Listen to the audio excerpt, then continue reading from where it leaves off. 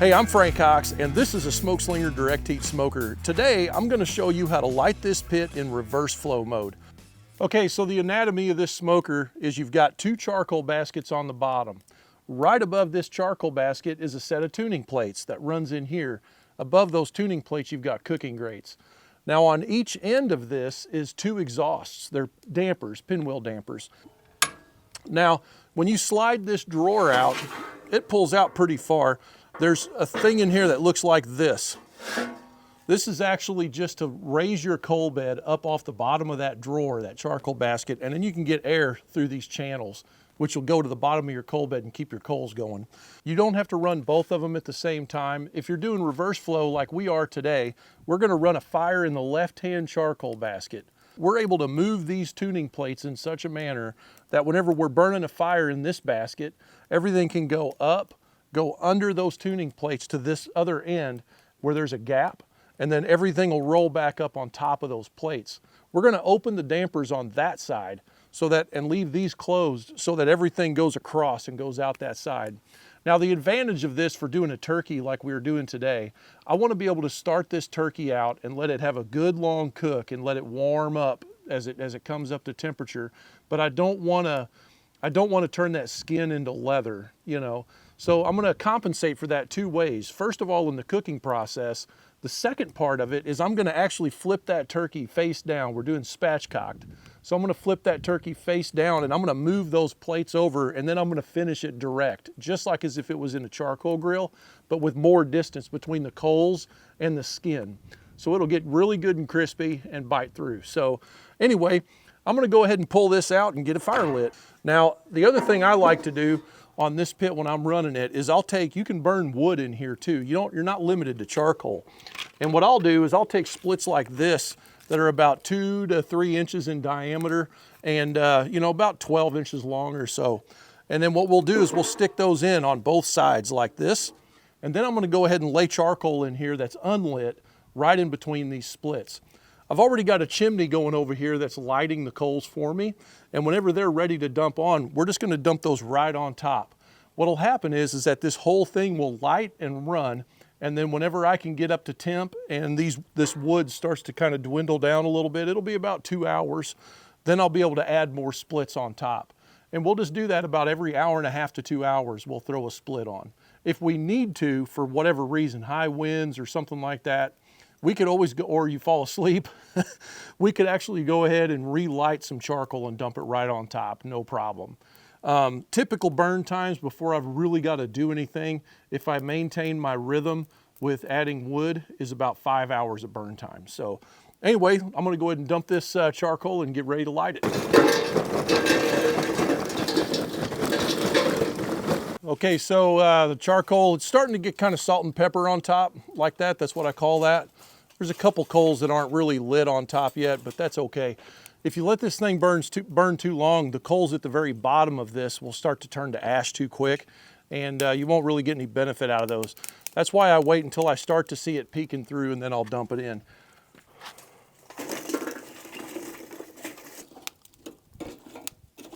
Now, what's gonna happen is, as this coal bed starts to work its magic and creep on down a little bit, it's just gonna have a good steady burn. If you notice, most of my lit coal is on the very front, and it's gonna start to burn like a fuse. Our wood on the side is gonna start to ignite and start to smoke with a really lazy flame. What you don't wanna do is have huge flames coming up off of this thing. You're just gonna have to wrestle it to get it back down to temp. Once I slide this drawer in, we're gonna have probably a hour, 45 minutes, and then we'll be settled in at a really good temperature. All of this iron, this is 1/4 inch, this whole thing. So we want to give it plenty of time to come up to temperature and start to even out.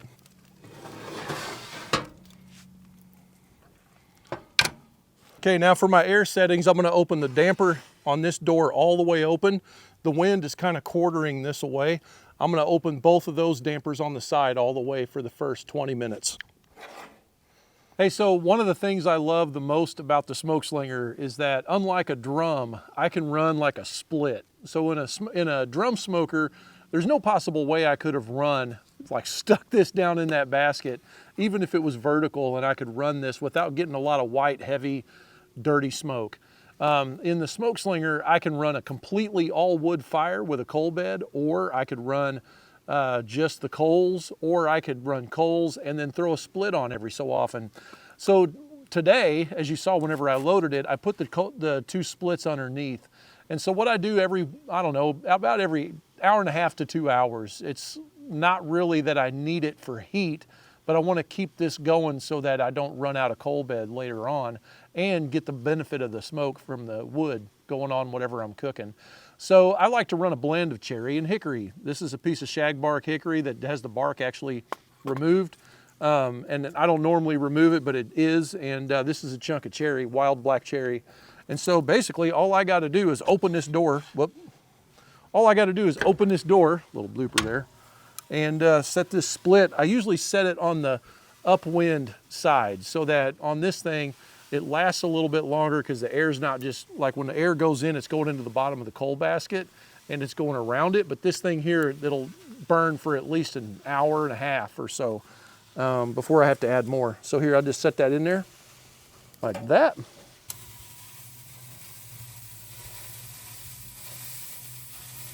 Okay guys, now it's time to flip this turkey over.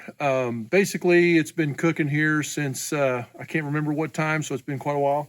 Only thing I've had to do was add a little bit of wood here. I don't know, it was probably 20 minutes ago, some small splits. And but it's been sitting here running at 275, 300. You know, I let it go up a couple times.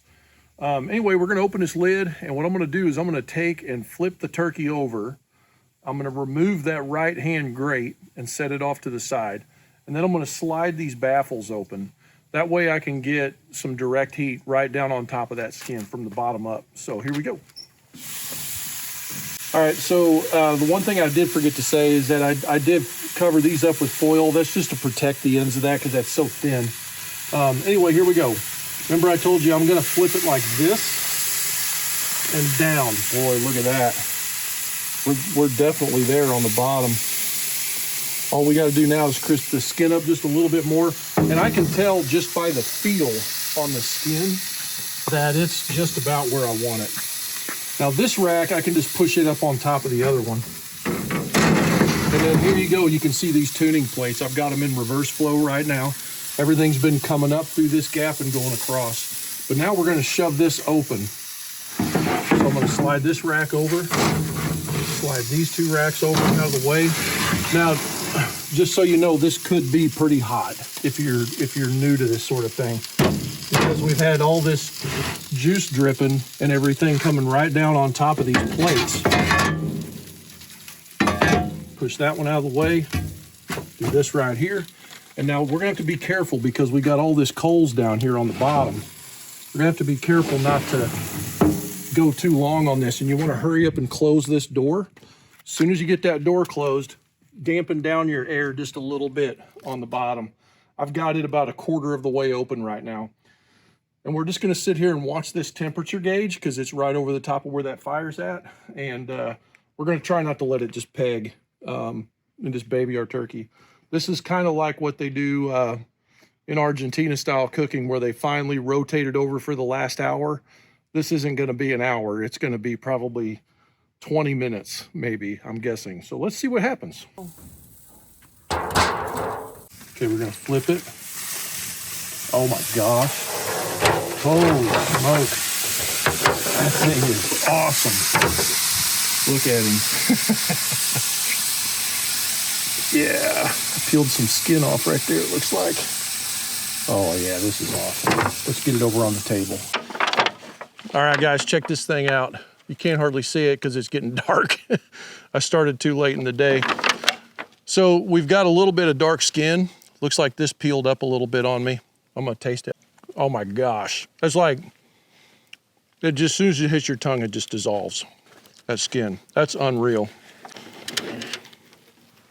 Just raining juice. Okay, let's get a quarter. Oh yeah, it's just like, it's so awesome. Take a bite of this. That bottom membrane right there, that meat, that skin is just really good. Wish I had a little bit more light for you. So here's the turkey leg that my family fights over. Everybody wants it. Right there. Turkey leg. Get that wing out of there. We're gonna get up in here and cut into this breast right here. Dude, I just love that so much. Boom. Put that thigh in here. Okay, here we go. This is the moment we've been waiting for to get into this breast meat here.